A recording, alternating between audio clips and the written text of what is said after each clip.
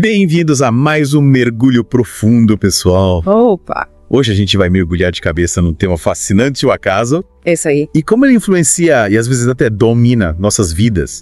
Principalmente quando a gente pensa em áreas como, sei lá, finanças e sucesso. Sem dúvida. E para guiar essa nossa conversa, a gente tem um livro incrível como base. Verdade. Que é Iludidos pelo Acaso, do Nassim Nicholas Taleb. Obra-prima.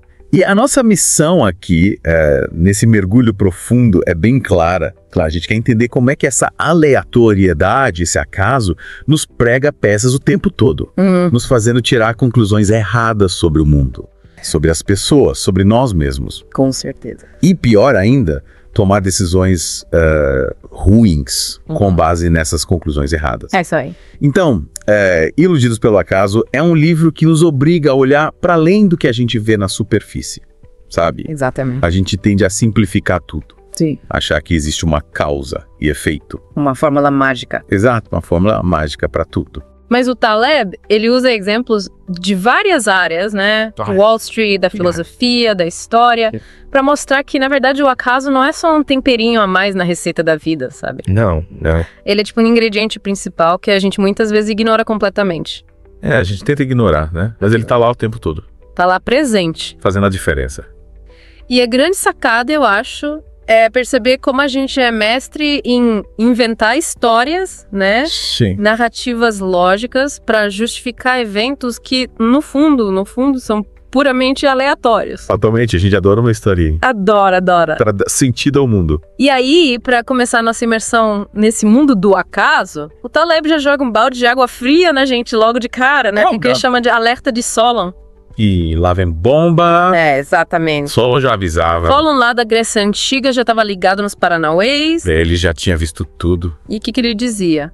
Basicamente, não julgue uma história antes do fim. Porque o sucesso de hoje não garante o sucesso de amanhã e vice-versa. Nada é garantido. As coisas mudam, a sorte muda, né? A roda gira. A roda gira, exatamente. O tempo todo. Então, essa ideia, por mais simples que pareça, já nos convida a ter um pouco mais de humildade, né? Com certeza. Na hora de analisar o mundo, as coisas, as pessoas... Humildade é fundamental. É porque a gente tende a achar que tudo é preto no branco, né? Sim, a gente simplifica demais. E a gente quer achar uma explicação fácil, rápida. A gente quer ter certeza. E muitas vezes a explicação é o acaso. Exatamente. E aí, falando em acaso, a gente não pode deixar de falar do famoso cisne negro, né? O cisne negro. Que é um conceito central no livro do Taleb. É, fundamental. Pra quem nunca ouviu falar, imagina só, um evento completamente inesperado. Nada. Surpresa toda. Com um impacto gigantesco. Que muda tudo. Muda tudo. E que depois que acontece, todo mundo tenta encaixar numa explicação lógica, né? Como se fizesse sentido o tempo todo. É como se fosse óbvio.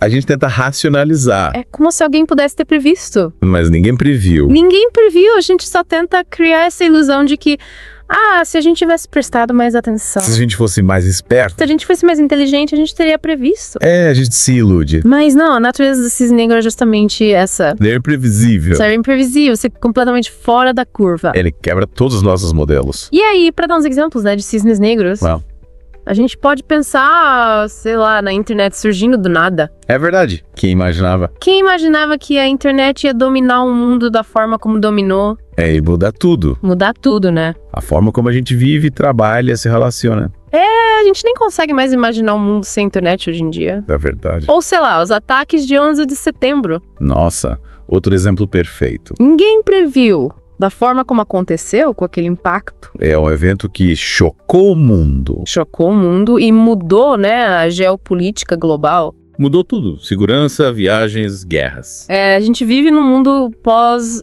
11 de setembro, de certa forma. Sem dúvida. E o próprio Taleb, ele viveu um cisne negro na pele, né? É verdade. Ele conta essa história no livro. Que foi a crise de 1987 no mercado financeiro. Ele era trader na época. Tava lá no meio do furacão. E foi um choque tão grande, mas tão grande, que ele começou a questionar tudo, sabe? Os modelos, as previsões. Os modelos que ele usava, as ferramentas que ele tinha para tentar entender o mercado. Nada fazia sentido. Nada fazia sentido diante daquilo. A realidade se impôs. E aí essa experiência, esse baque, esse choque de realidade levou ele a uma busca. Busca por resposta. Uma busca por respostas. Por entender como lidar com essa incerteza, com essa imprevisibilidade. Como navegar num mundo onde os cisnes negros existem. E essa busca levou ele a uma comparação bem interessante Interessante. entre dois jeitos de pensar, duas figuras históricas, dois filósofos, que é o Montaigne e o Descartes.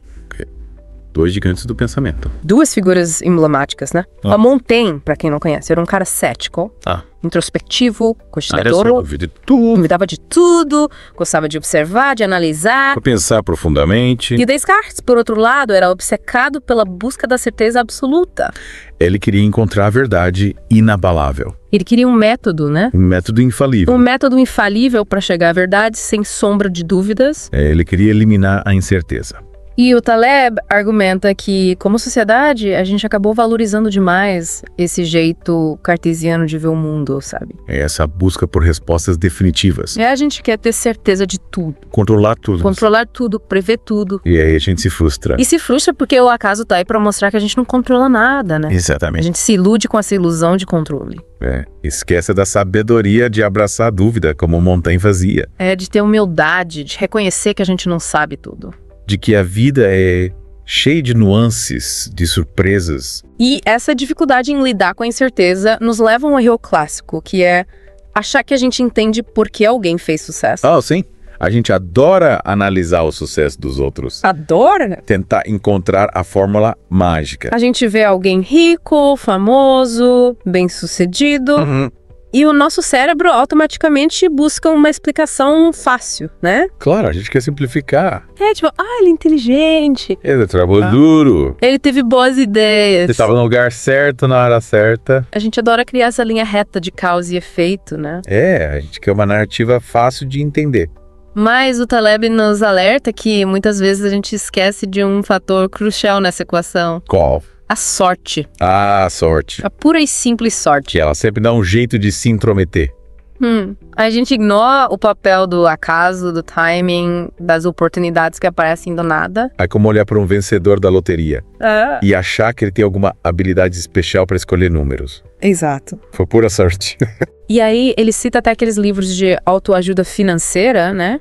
Aqueles que prometem o segredo da riqueza. Não é tipo, o milionário mora ao lado, a mente milionária, que tentam encontrar padrões de comportamento entre os ricos. É como se existisse uma receita de bolo. E vendem a ideia de que se você seguir esses passos, também vai ficar rico. Mas a realidade é bem mais complexa. E qual que é o problema com isso na visão do Taleb? O problema é que esses livros focam nos sobreviventes, né?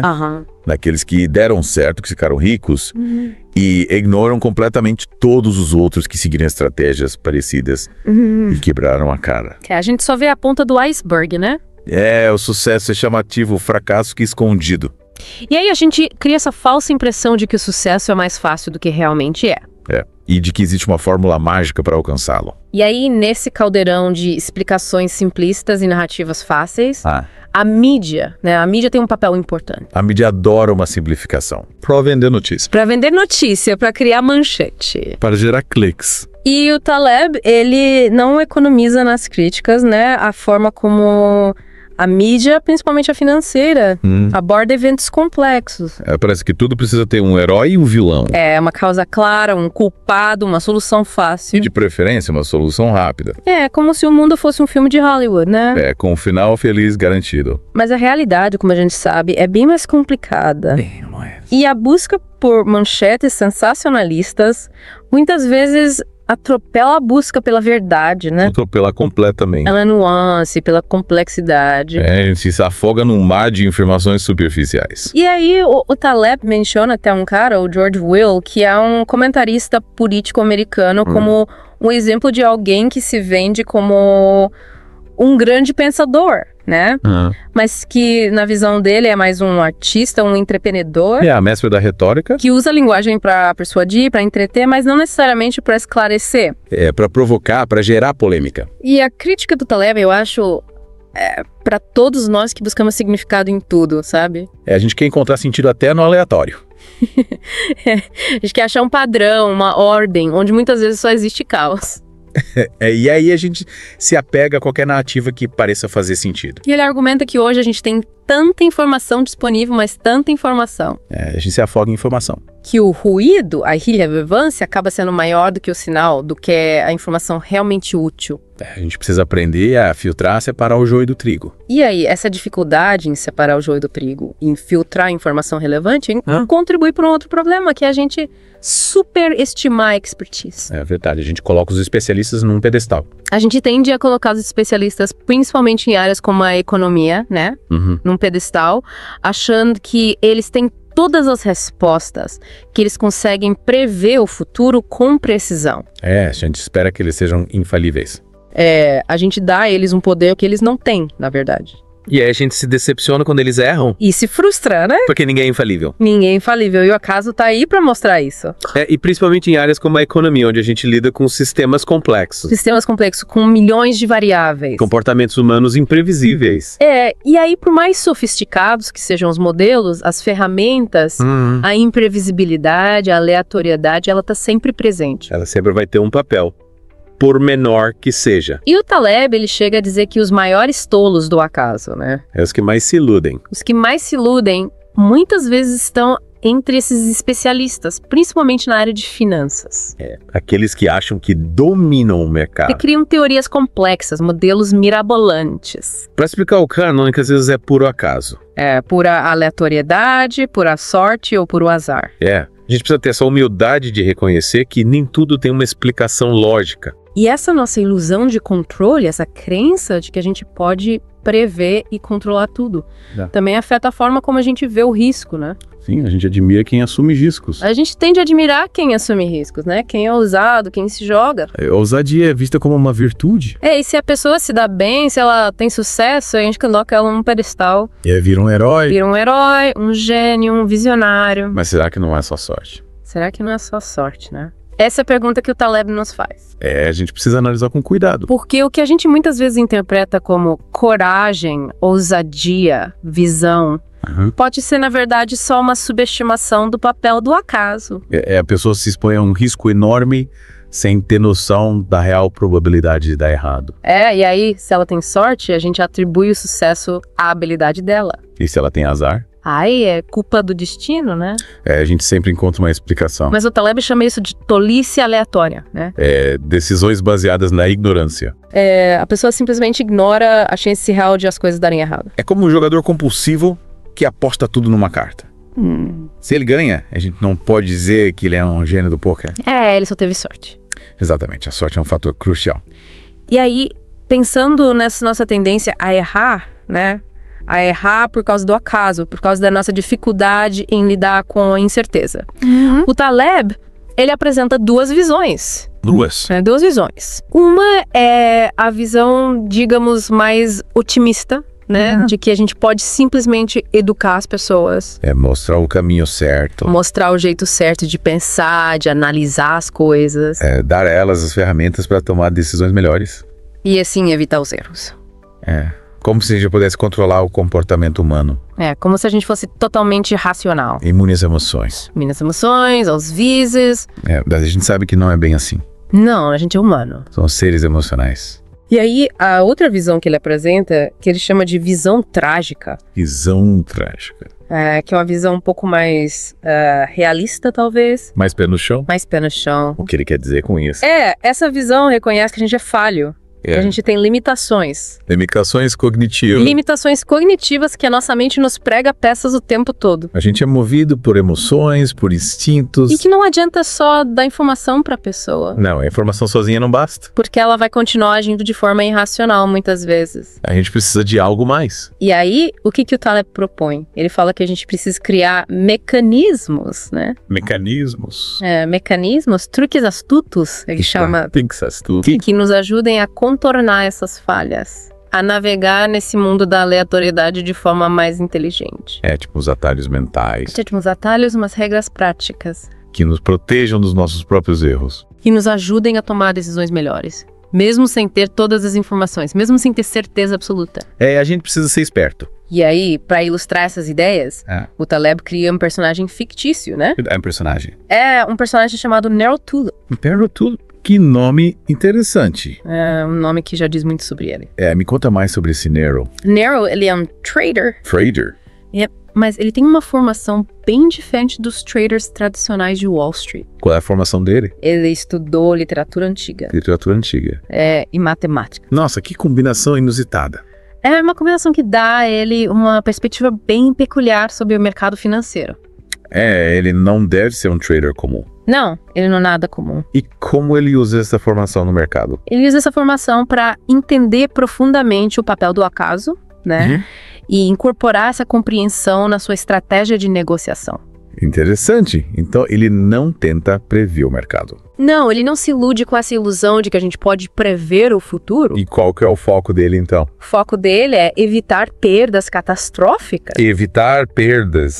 A prioridade dele é sobreviver. Sobreviver. Sobreviver aos eventos raros, imprevisíveis, que podem destruir outros traders. Entendi. Ele está mais preocupado em se proteger do que em ganhar muito dinheiro. Exatamente. Ele sabe que o mercado é um lugar perigoso. Cheio de armadilhas. Cheio de armadilhas e que a qualquer momento pode aparecer um cisne negro para acabar com tudo. E como ele se protege? Ele se protege, primeiro, sendo muito seletivo. Seletivo. Ele não entra em qualquer mercado, ele não investe em qualquer coisa. Ele escolhe a dedo. Escolhe a dedo, com muito cuidado. E que tipo de mercado ele evita? Ele tem aversão a mercados que prometem retornos muito altos. Aqueles que parecem bons demais para ser verdade. Exatamente. Ele compara esses mercados a uma soneca em cima dos trilhos de uma estrada de ferro. Nossa, que metáfora forte. Porque ele sabe que nesses mercados o potencial de perdas súbitas e enormes é muito grande. A gente já viu isso acontecer várias vezes na história. Várias vezes. Bolhas especulativas, crises financeiras. De repente o mercado desaba e quem está muito exposto perde tudo. E o Nero, ele não quer ser pego de surpresa. Entendi. Ele prefere a cautela. A cautela, a prudência, a gestão de risco. Ele não quer ser um tolo do acaso. E tem uma coisa específica que ele nunca faz. Ele nunca vende opções a descoberto. Opções a descoberto. Que é uma estratégia muito arriscada. Por que arriscada? Porque o potencial de perda é ilimitado. Nossa, é ilimitado. Você pode perder muito mais do que você investiu inicialmente. E por que as pessoas usam essa estratégia, então? Porque o potencial de ganho também é alto. Entendi. Um jogo de alto risco. Mas o Nero, ele não quer jogar esse jogo. Ele prefere a segurança. A segurança, a previsibilidade. A paz de espírito. A paz de espírito, exatamente. E essa postura do Nero nos leva a pensar em como a gente avalia o desempenho em qualquer área da vida, né? É verdade. A gente tende a olhar só para o resultado final, para o sucesso aparente. Mas o Taleb argumenta que isso não basta. Não, a gente precisa ir além da superfície. Precisamos considerar o que poderia ter acontecido. Os riscos que a pessoa correu para chegar até ali. O curso das alternativas. Ele usa uma analogia bem forte para ilustrar isso. Qual? A roleta russa. Nossa, a roleta russa. Imagina uma pessoa que joga a roleta russa várias vezes e sobrevive. Isso significa que ela é uma jogadora habilidosa. Claro que não. Claro que não, né? Ela só teve muita sorte. Muita sorte. De a bala não ter saído na vez dela. Exato. O resultado positivo numa única rodada não muda o fato de que ela estava correndo um risco enorme. Um risco enorme, um risco desnecessário, um risco idiota. É um risco que não valia a pena correr. E da mesma forma, no mundo real, né? Um sucesso isolado não prova que a estratégia usada era melhor. Ou a mais sensata. Ou a mais sensata, ou a mais inteligente. A gente precisa olhar para o contexto, para as circunstâncias. A gente precisa olhar para o que poderia ter dado errado, para os custos das alternativas. E muitas vezes a gente ignora isso completamente. Ignora, né? A gente só foca no resultado final. No sucesso aparente. E aí a gente entra num ponto crucial aqui, que é o problema do cisne negro e o problema da indução. A indução a gente usa o tempo todo sem perceber. A indução, para quem não lembra, é quando a gente tira conclusões gerais a partir de observações específicas. Tipo, a gente vê vários cisnes brancos e conclui que todos os cisnes são brancos. A gente generaliza a partir de uma amostra limitada. E qual que é o problema com isso? O problema é que a indução tem suas limitações. Principalmente quando a gente fala de eventos raros e de grande impacto. É como o cisne negro. Exatamente. Por mais que você veja milhões de cisnes brancos. Bastou um único cisne negro para derrubar toda a sua teoria. É verdade. E a história nos mostra que os cisnes negros existem. Existem. e podem mudar tudo. A descoberta de cisnes negros na Austrália provou isso, né? Os europeus ficaram chocados. Chocados, porque a crença de que todos os cisnes eram brancos era tão forte. Aí deram uma arraigada. Eles simplesmente ignoravam a possibilidade de cisnes negros existirem. E essa é a armadilha da indução. A gente se baseia no que a gente já viu, no que a gente já conhece. Ignora o desconhecido. E ignora o que pode estar fora do nosso campo de visão. E aí a gente é pego de surpresa. E aí o cisne negro nos dá um susto. E nos mostra que a gente não sabe tudo. E essa é a lição principal. A gente precisa ter a mente aberta para o inesperado. A gente precisa estar preparado porque a gente não consegue prever. E ter humildade para reconhecer que a gente não controla tudo. E o Talebé, ele também critica a forma como a gente usa a estatística tradicional. A estatística? Para tentar entender o mundo, né? Principalmente quando se trata de eventos raros. A estatística tradicional tem seus limites. Tem seus limites. Ela se baseia em acumular dados, né? Para aumentar a confiança nas conclusões. Quanto mais dados, mais certeza. Mas com eventos raros, por definição, a gente tem poucos dados históricos. Se o evento é raro, ele não aconteceu muitas vezes no passado. Então, tentar prever um cisne negro olhando para o passado. É como tentar prever um terremoto analisando o histórico de eventos. São fenômenos de naturezas completamente diferentes. E a gente tenta usar as mesmas ferramentas para entender os dois. E aí, como os filósofos já diziam, né? Tipo, o Hume, o Popper. Grandes nomes. A gente nunca pode ter certeza absoluta de uma afirmação universal baseada em observações particulares. A gente pode ver 1 milhão de cisnes brancos. Mas isso não garante que não exista um cisne negro em algum lugar. Sempre existe a possibilidade de um evento futuro contradizer tudo que a gente viu antes. E isso leva a gente a questionar, né, a validade da econometria. Que é essa área que tenta usar estatísticas para prever o comportamento da economia. É uma área complexa e controversa. O Taleb menciona, por exemplo, a crítica de Lucas. A crítica de Lucas. Que questiona justamente a validade de usar modelos econômicos baseados em dados históricos fixos para prever o futuro. A crítica é que as pessoas mudam de comportamento. Os sistemas se adaptam. As regras do jogo podem mudar. E as relações que a gente viu no passado podem simplesmente deixar de existir. O futuro não é uma mera repetição do passado. E aí, o que a gente faz então? Boa pergunta. Se a estatística tradicional, se a econometria, se a indução tem seus limites. O que a gente usa para tentar entender esse mundo caótico, imprevisível, cheio de cisnes negros? O Taleb, ele nos apresenta uma alternativa interessante. Qual?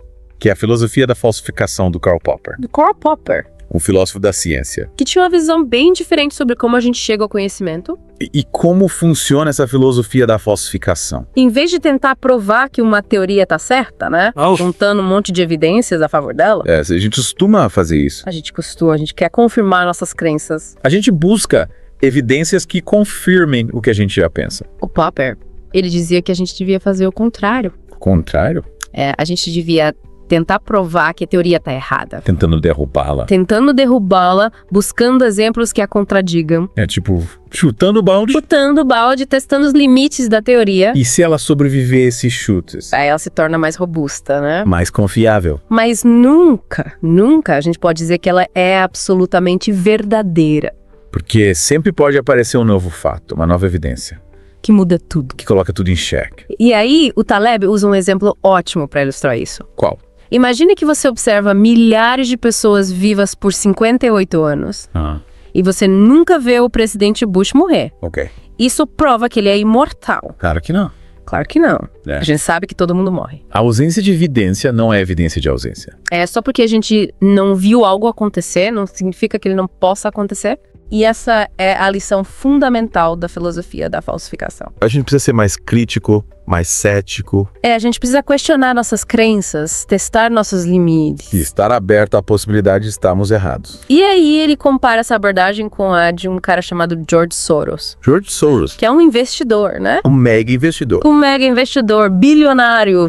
Que também se considera um filósofo. Ele tem uma visão de mundo bem interessante. E o que o Taleb acha dele? O Taleb admira o Soros porque ele coloca em prática essa ideia da falsificação, né? No mercado financeiro. No mercado financeiro, ele não se apega às suas teorias, aos seus modelos. Ele está sempre disposto a mudar de ideia. A reconhecer que pode estar errado. E ajustar a sua estratégia com base em novas informações.